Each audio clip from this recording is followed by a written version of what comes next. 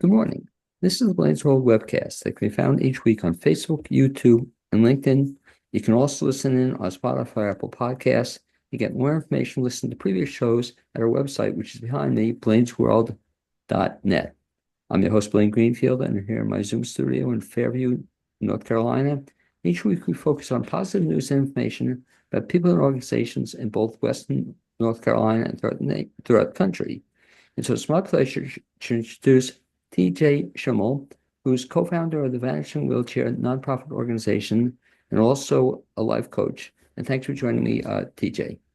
Yes, thank you for having me, Blaine. Okay. It's And by always a the way, pleasure to speak to you. likewise. And by the way, you can wave to all your friends and friends who are watching this. That's right. Hello. Okay. And this is TJ Shimeld, who's co-founder of the Vanishing Wheelchair, a nonprofit organization that breaks down barriers between people who do and don't have disabilities through the use of magic. He is now embarking on a new pursuit as a life coach, helping individuals navigate a journey of meaningful purpose in life. And TJ, before we talk about this new journey you've been into, let me just ask you a little bit. Remind me, you grew up as a child where? I grew up in the north in the United States in New Hampshire and lived in Massachusetts for some time, and then made the big leap after my child was born. We made the big leap down to North Carolina. And that's where I was fortunate enough to meet, our mutual friend, Ricky Boom. And those who don't know about Ricky, is was sadly he did pass away a couple of years ago. But he was a very inspirational person, and a lot of what I'm doing now is extending from the work that we had done together. Ricky had owned the magic shop, Magic Central in Asheville, North Carolina. And when I first moved to the area, of course, being a magician, I've been performing magic since I was 11 years old, doing birthday parties and then working my way up doing amusement parks and things of that sort. And so when I got to North Carolina, the first place I went was the magic shop, and was a bit shocked, I suppose, meeting Ricky for the first time. He was in a wheelchair. He had a rare bone disorder called Morgani's syndrome, that he had missing bones in places where there should be bones and extra bones in other places. So it did stunt his growth, but he was only 4 feet tall, and but very inspirational as a magician and a performer and a motivational speaker in his own right. Before we talk, though, about your meeting with Ricky and what happened in North Carolina, so you mentioned 11 years old, you started. What was your first paid gig? Do you remember? Yeah. That you got paid to be a magician? Yeah, there was a little boy around the corner from me at my house in my neighborhood, that the word was out that it was me and my best friend Ronald Goldberg, had gotten together. We were putting together a magic show and different things, and they were the first ones to hire us for $50.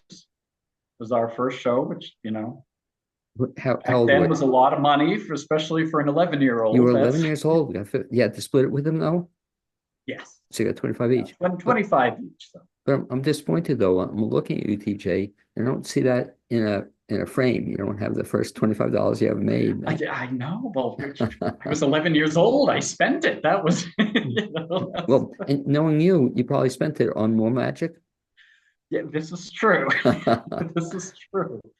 I was always the kind of kid, and it was interesting that there was a magic shop in Nashua, New Hampshire, that actually was the very first place that the Society of Young Magicians started. Um, and that is now an international place. But previous to that, teaching magic to children was kind of a taboo subject in the magic world. They weren't allowed. So we had the great fortune of working with a gentleman, Wendell Gibson, who had Okay. started the Society of Young Magicians. And we would go into the magic shop, and, Ron would go in with, spent his last dime on just buying all this bunch of stuff. And I always had my eye on the bigger, prettier boxes and bags, and that was always where my eye was. So I would save my money up and then buy one of these bigger things. And that's kind of always been a trait of mine, I guess. You remind me of a dentist friend of mine who supposedly practices dentistry so he can buy cameras. He's a real amateur photographer, and he spends, all his money buying cameras and traveling all around the world to take pictures. But I guess that's the nature of a magician. You're always going to be spending to buy more new stuff. Did you ever take lessons? Is that something you learn as from somebody else, or how do you learn to become a magician? Yeah, well, with this club, the Society of Young Magicians was specifically for children and was a subset of the Society of American Magicians, and there's also the International Brotherhood of Magicians. So the magic world is a very tight knit community. We learn from, all of these organizations have their own publications and magazines, and so we're learning from that. They hold conventions around the world. So there is a lot of the one-on-one apprenticeship that you don't see as often nowadays. But in the magic world, it's, you can go on YouTube and discover how a trick is done. But to be a magician, it takes so much more. A magician is really an actor playing that role of this magical character, this magical being. And so, YouTube can show you how the trick's done and the mechanics behind it, but to make it a performance and entertaining and all of that takes really a lot of dedication and work, and a lot of feedback from other performers. By the way, you mentioned YouTube. I was going to ask you about it. In that's kind of interesting that when I grew up as a kid, it was that magicians never revealed their secrets, never showed their secrets to anybody else. And here, like you said, now it's on anybody can see it. But that's interesting. So just seeing it though isn't the solution. Or like what's interesting, I love Penn and Teller, but they don't show this, they just show the magic, but they don't show how it's done. Yeah. Well, in the especially the earlier days of Penn and Teller, they were known for exposing secrets of magic. But as Penn Jillette had said, that it's really a lot of magic is really boring when you see the mechanics behind it. So the two of them would create this elaborate way of accomplishing this magic trick, and that's what they would expose, really their own creativity and their own um, way, because it was more entertaining than just saying, hey, this is how it's done, look. They would do this whole, there's one act I remember, one of the first things I had seen was Teller getting in this box, and his head was cut off, his arms, his legs, and the box was placed three different sections on a stage. And Penn would go over to the head and open it up, and there's Teller's head and moving around, and it's him. Go over to the middle, and it's his actual middle, and his arms coming out, and going over to the legs were upside down, and his legs would come out. And they exposed that using a crystal box, Oh, and took the stage so you could see underneath the stage, and took the curtain off. So they saw him in the box, and he would sneak down under the stage. The box was taken apart, and he'd slide under the stage, pop his head up to show the head. He'd slide back to the middle, pop his hands out, slide over to the other, put his legs out, and then sneak his way back in. But that's not a magic trick that exists. That's something they created themselves, and by it the made it a lot more entertaining. it sounds it, but you ruined it for me now. So, I now know the secret behind that trick. But it reminds me, I'll give you a recommendation if you haven't seen it. I think the name of the movie is actually The Amazing Randy. Have you seen that? You, I have not seen it. I you I have to. know of it existing, but yeah. And I don't know if you get Netflix over there, but I think it's a Netflix film. And your point is well taken. He specifically did not say he was a magician. His goal was to expose, not to expose magicians, but to expose fake, I guess, psychics. I guess that was his goal. Yeah. So catch Yeah. that sometime if you can. So started at 11, you did magic all through school years, whatever. When did you decide you're going to take it more seriously? Like, did you ever become a full-time magician? Well, magic, in college was really the moment I saw, and well, actually, getting back to high school, that, I could go out and do one show on a Saturday and make more money than, the usual teenage job of, flipping burgers at McDonald's or Very cool. whatever was available at the time. And so, I realized, well, this not only is it lucrative and pays well, but it was something that I got a lot of satisfaction out of entertaining audiences. And I did develop that, that did put me through college. So really magic was my full-time job, I'd say, as from a teenager, and it's always been there. I've had the normal jobs, so to speak, to get health insurance and all of that. Um, but magic has always been there and always will. Um, One of my mentors, I was saying, Wendell Gibson, his uncle was Walter Gibson, and he was a very famous writer back in the 1930s. He created the old radio show, The Shadow, the character, The Shadow, who knows what evil lurks in the hearts of men, the Shadow knows.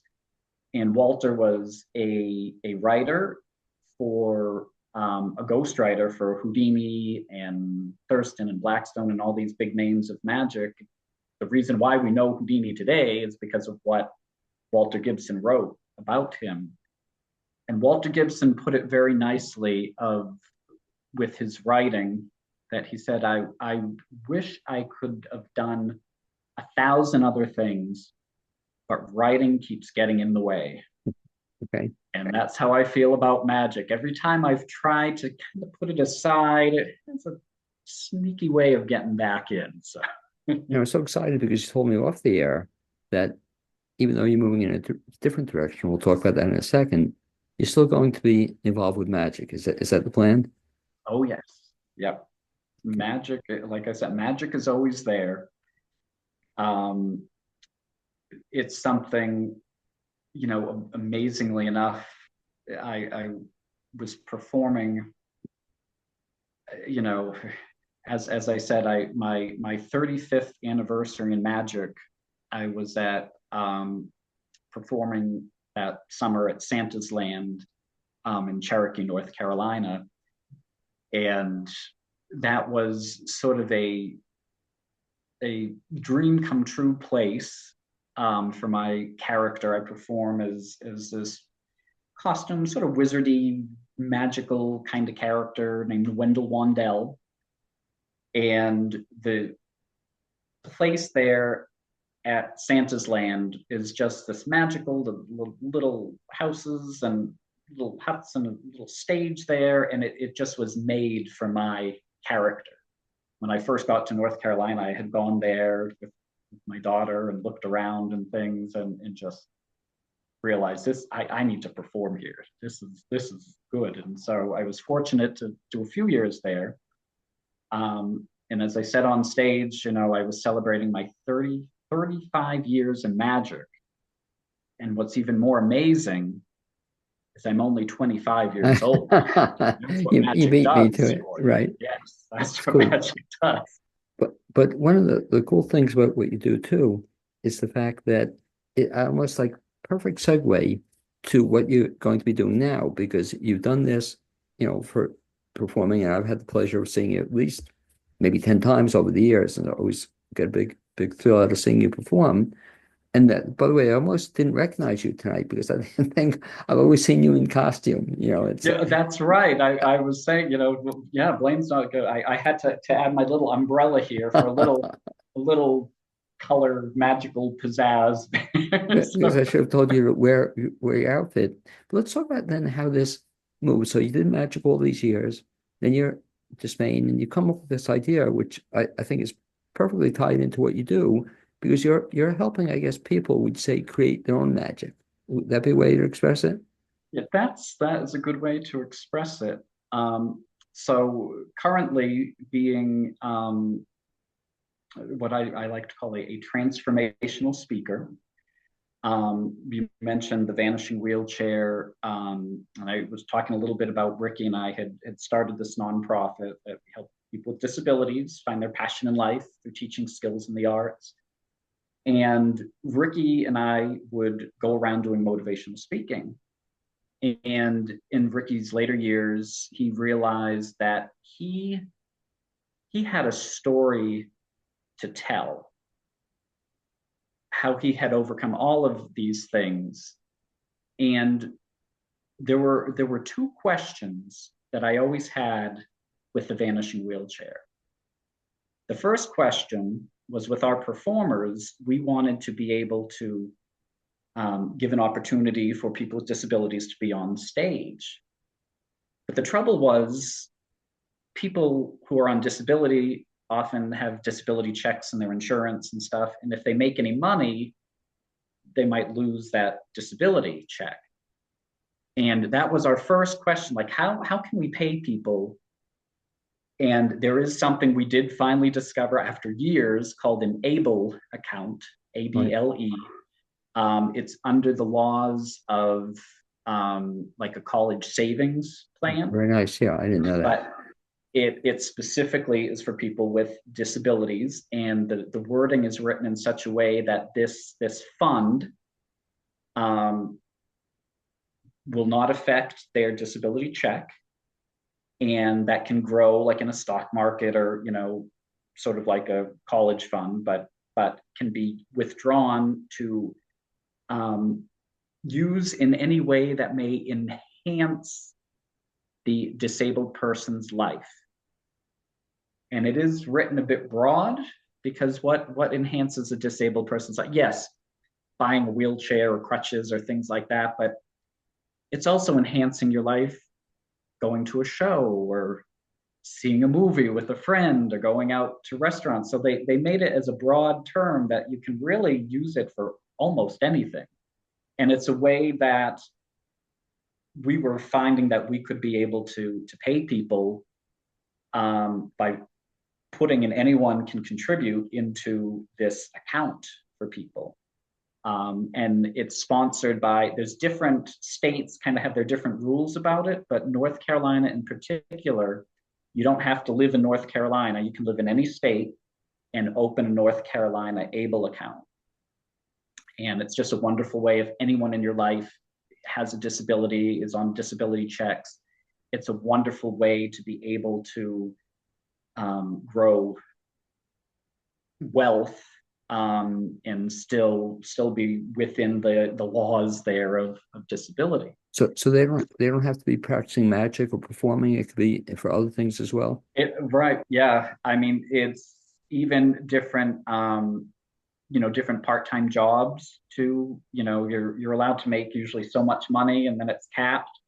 Well, people are finding with an ABLE account, you can make that money, but then the job could also contribute to the ABLE account. Very interesting. And friends, family, anyone can just donate money to that, and it grows. You can choose to have it in a stock market or different ways, so you have some control over it, for it to grow then exponentially. So that was one of the first questions the Vanishing Wheelchair had after, Vanishing Wheelchair started in 2010.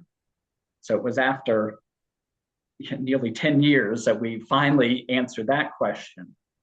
The second question was, Ricky was disabled, 4 feet tall, in a wheelchair, unable to do a lot of things, he was in a orthopedic school in Asheville. A lot of the kids in his high school, after they graduated, they kind of gave up on life. A lot of them didn't have a job. They stayed at home and watched TV or played video games, and they ended up passing away very early. Ricky, on the other hand, he almost got to 70 years old when he wasn't supposed to live past the age of 4. And the question I always had, what made Ricky continue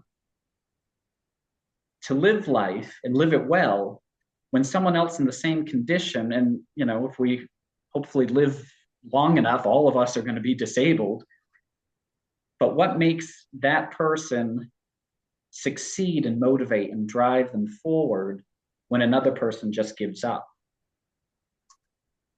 And that was a question that I had discovered the answer to while Ricky was still alive, but I hadn't known it yet. And this works into a little bit of what I'm doing now with the transformational speaking, that I found this this system. I guess you could call it sort of a personality system. It's called Drive, DRIVE. And it's something I work with people one-on-one. Ricky and I would do motivational speaking on these big stages, and then COVID hit. And so we did a few things online, a few different shows online, and Ricky wanted to get out to the world. We realized we needed to move the Vanishing wheelchair online. We needed to move our transformational and motivational speaking online. And when I discovered this system called Drive, that it's a way to look at yourself through personal development, also develops relationships, as well as business, and growing all those 3. And it took me a while to figure it out. It clicked in my mind. This was from the inventor of Drive, or founder, is named Woody Woodward. By the way, just for years. Let's talk about it. Oh, yeah. So Drive, is that an acronym for something? The letters DRIVE? Yes, for the personality types, right, that you can be a director, right, relator, intellect, validator, or executive. And knowing your drive type, and there's kind of your primary drive and your secondary drive, and learning about that in yourself, and learning that everybody, it's like the 5 love languages. I happen to be living now in Spain, and obviously people growing up here in Spain like to be communicated in Spanish. So I'm learning Spanish so I can better communicate to them. Well, if I know that my drive, that I happen to be a validator, and I'm talking to someone that's an executive in the drive system, I'm speaking a different language that we're not going to be able to connect. But if I know this person's an executive, I now know the language they want to be spoken to. And it puts a rule, as Woody Woodward puts it, it's using, we all know the golden rule, to treat others as you'd want to be treated.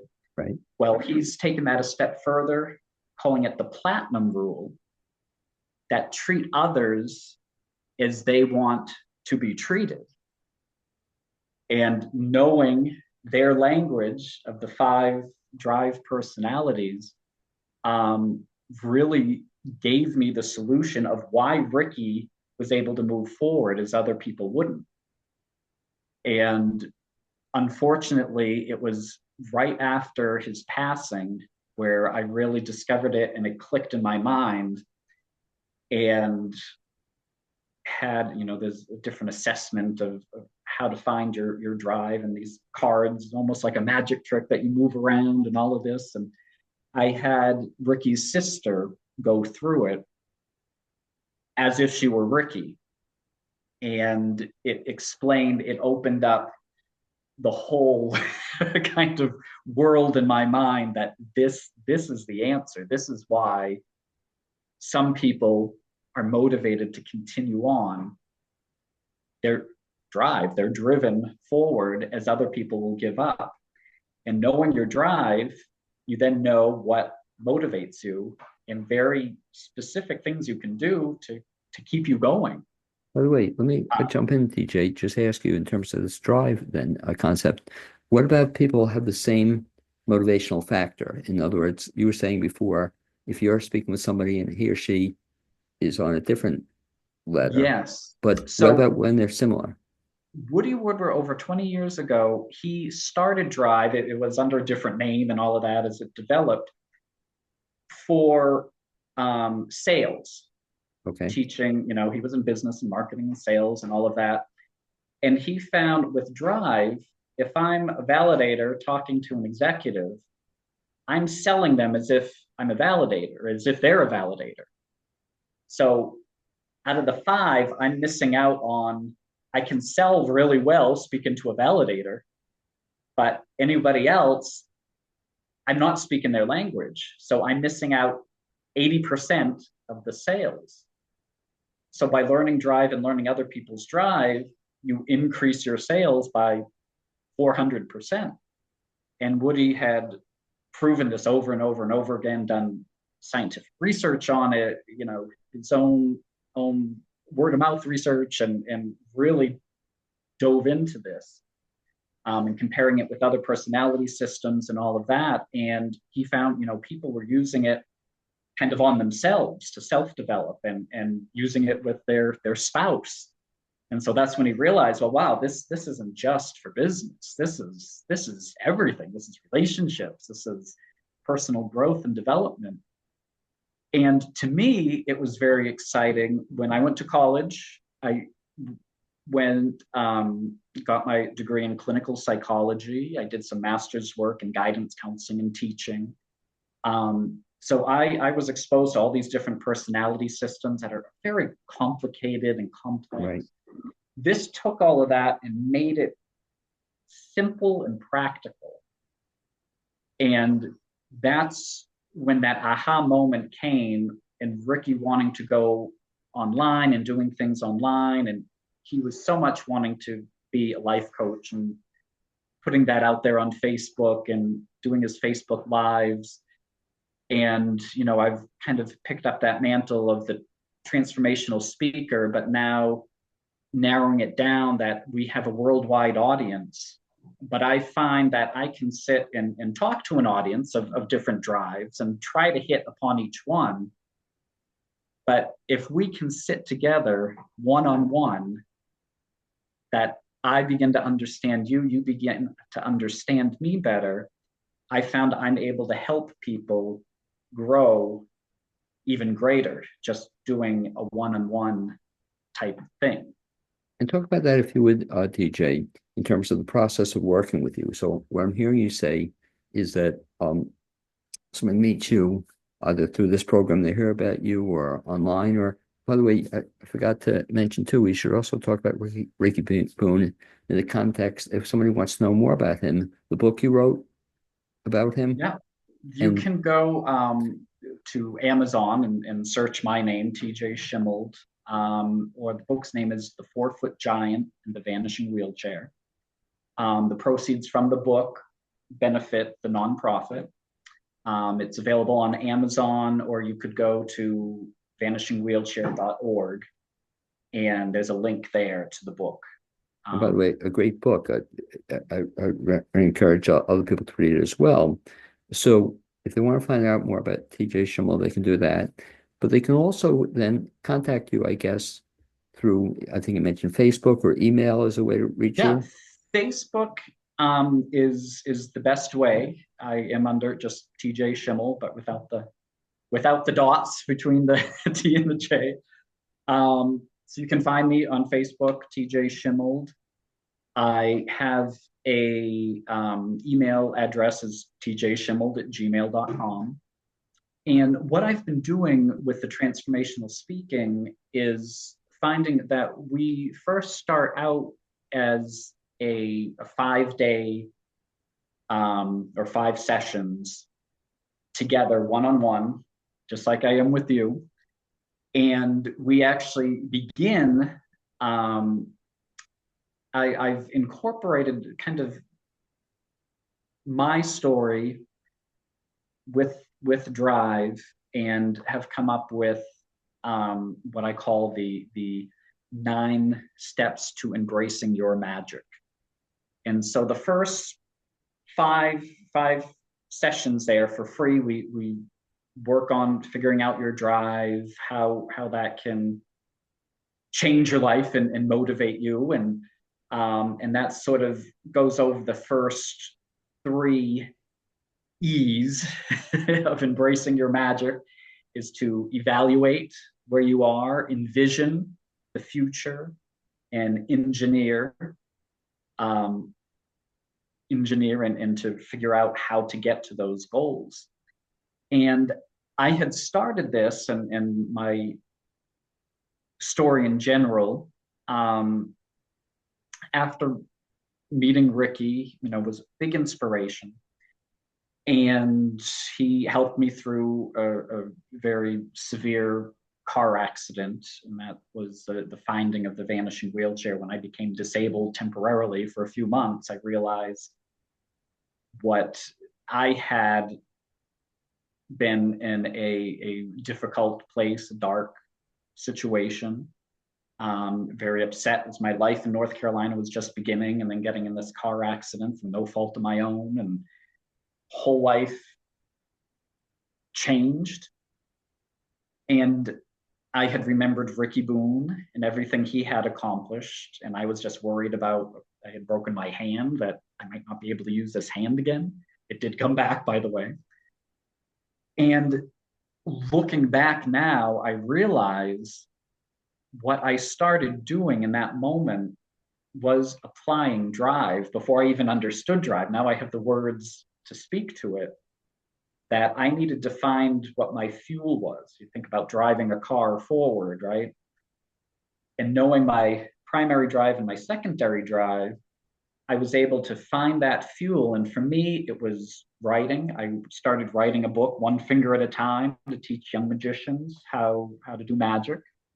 I started painting, and that motivated me to continue on. And I came across Drive again in my life. Later on, I was working in a pharmacy as a pharmacy technician. I was going through, at the time, a bankruptcy and a divorce from my wife. And I hit a really low point. And what came to me and getting out of that was, there had been a desire way back when I was 19 or so. I had read a book, Robert Kiyosaki's Rich Dad, Poor Dad. Okay, sure. Talks about real estate investing and difference between assets and liabilities and passive income and all of that. And I had that in my mind for all of these years. And for some reason, that bubbled up in me. And for me, part of my fuel is learning. And I thought, okay, I'm going to be a real estate investor. And I thought, my car was getting paid off. I thought, I'll use that money. Maybe I'll buy a mobile home or something and rent it out and start my career. And then I got that dreadful feeling of, how do I do this? All great in theory in the books and all that, but how do I practically do this? And within a week of paying off my car, the engine seized up and died. So I had to get a new car, new loan, but I was determined. So I went to, the school of YouTube, and I found a video And it was called Velocity Banking. You can look that up on YouTube. There's a bunch of things out there about it. Velocity Banking is talking about how to pay off debt in like a third of the time. And the video I watched, I was very intrigued, and I got in touch with the creator, and we had some conversations, and he introduced me to this online real estate investing coaching courses. And it opened up this whole community of real estate investors and money people and all of that. And within, within 9 months of starting the course, I bought my first rental property. I found a business partner in that community, and the two of us got a rental property in Greensboro, North Carolina. And within a year and a half, I ended up quitting my job as a pharmacy technician. I felt I had been at this job for 20 years. I was always doing magic on the side, but in this job, I felt I got to the pinnacle, that there was no further moving up for me, and I felt stuck.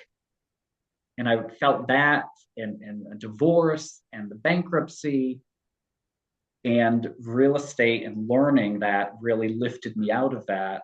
And so within a year and a half, I was able to quit that job. It was right when COVID was starting, and did some fix and flips and had rental properties. And thankfully, through that, having rentals and this passive income, COVID taught me a little lesson that, there were some of our tenants that couldn't pay. And of course, we allowed them to stay and all of that. But I realized for myself, wow, I might need some other passive income. So I started investing in other things like online e-commerce stores, and realized I can do this from anywhere.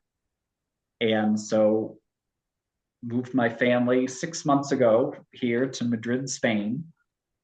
And that's why doing the coaching, I found this wonderful guy, that he has a system in coaching and learning about this, called like the Underdog Academy, the underachievers, and speaking with him, and he said some words that really stuck in me, that you have all this knowledge, millions of dollars worth of knowledge. It is selfish to keep it to yourself. You should be out there helping other people. And it really blended in the ideas of the vanishing wheelchair and like performance, and being able to talk to people, and knowing COVID could no longer do the stage stuff, but I can impact one person at a time much deeply, than I can a group of 300, 1,000 people. And so this was all born and put together. And as I say, it's a relaunching of my transformational, motivational program. But I realized I'm now the person I would want to have been back when I started. I needed someone like me to say, hey, let me be your tour guide. Here's some ways, some things you can do to get you to where you want to go. But I didn't have that. I had to learn the hard way. By the way, listening to you, coming up with the idea for the name for the next book or your business as well, but just hit me as you're talking, TJ, Stuck. The name of the book, Stuck, because that's what it seems like. You're taking people. I'm gonna write that down. No, I don't know if you've ever used that. it, but I'm listening to you, and that's what I'm hearing. And you're sort of such a great story that I guess we all get stuck in our lives at point in time.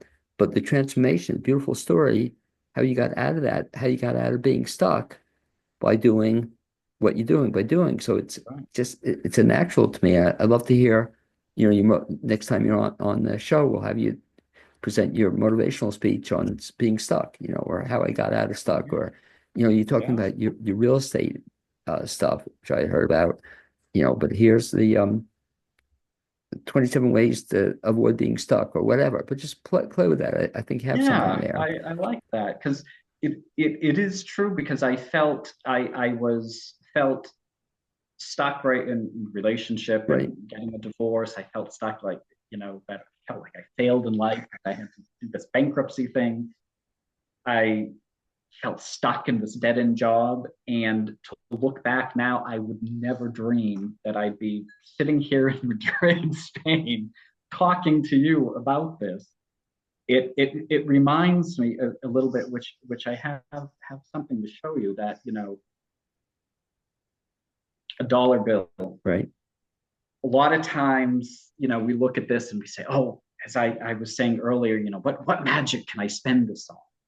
But if you keep that dollar bill and you invest in yourself, you can turn that into big money. I knew we get, but I love the story. I knew we had to get a trick in there. TJ, let me kind of bring this to closure with a couple of things. So, if people want to find out, first of all, more about TJ Shimeld, best bet is to find you online, or I guess through Facebook. And Yeah, how are you listed on Facebook? Facebook again is TJ Shimeld. You should see it on the screen there, Shimeld. Right. But you can also search Vanishing Wheelchair, vanishingwheelchair.org will connect to me if you do a message to Vanishing Wheelchair. It eventually gets to me asking for TJ. But also, yeah, on Facebook, and I do have a group which we discussed. I'm changing the name, but I Facebook has its rules, but Right. the name on it they could search is Finding Freedom, because I was a father and finding freedom. That's going to change because right now 50% of people I'm Right. working with are women, so it's a 50-50 split. But I do offer, anybody watching this, we do 5 sessions free of charge. That way it gives an opportunity kind of learn your drive, learning kind of those four or three of those first 9 E's and embracing your magic.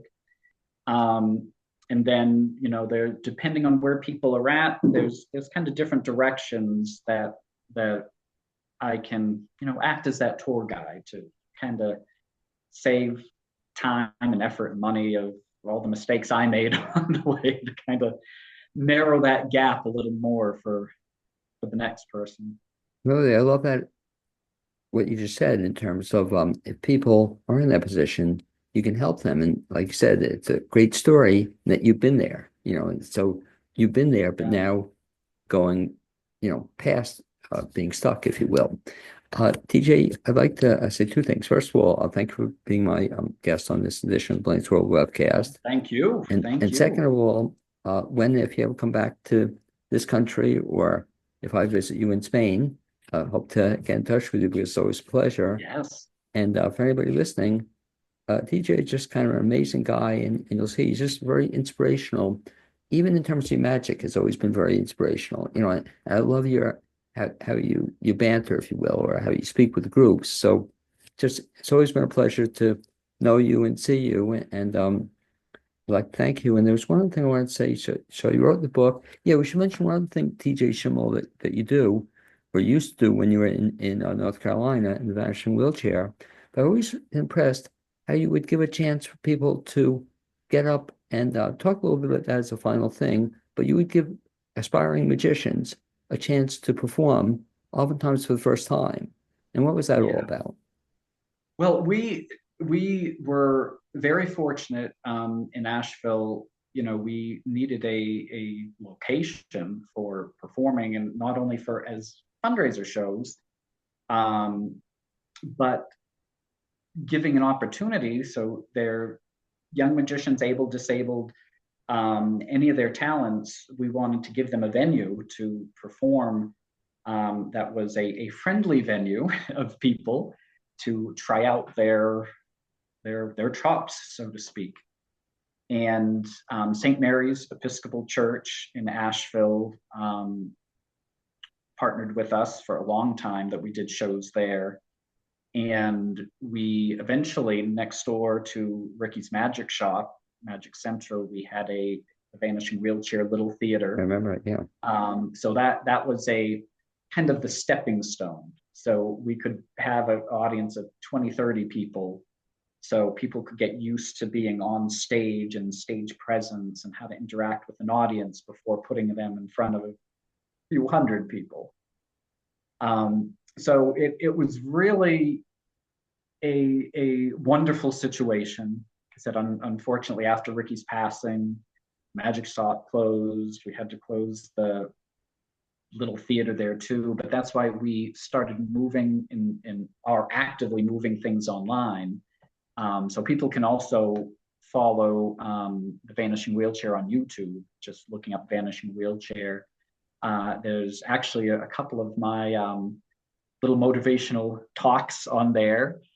And slowly we're going to be putting on there as well, lessons and performing magic tricks or juggling. We've had singers and dancers, and I do a whole kind of relaxation techniques and stuff that I would do with a lot of groups that would come to us with disabilities. So that is another way to kind of join my world of magic. I said the only thing I'll ask you then, please keep me in the loop, which you've always done, because I always get a kick out of seeing you perform and what you're up to. So like, thank you for being my guest on this additional BLAINESWORLD webcast. I also like to thank my producer, Capizetti. Like I said, next time you're in the Asheville area or I'm in Spain, we'll get in touch. Okay, buddy? That we will. Yes. Okay, that was great, Thank you. TJ. Thanks an awful lot.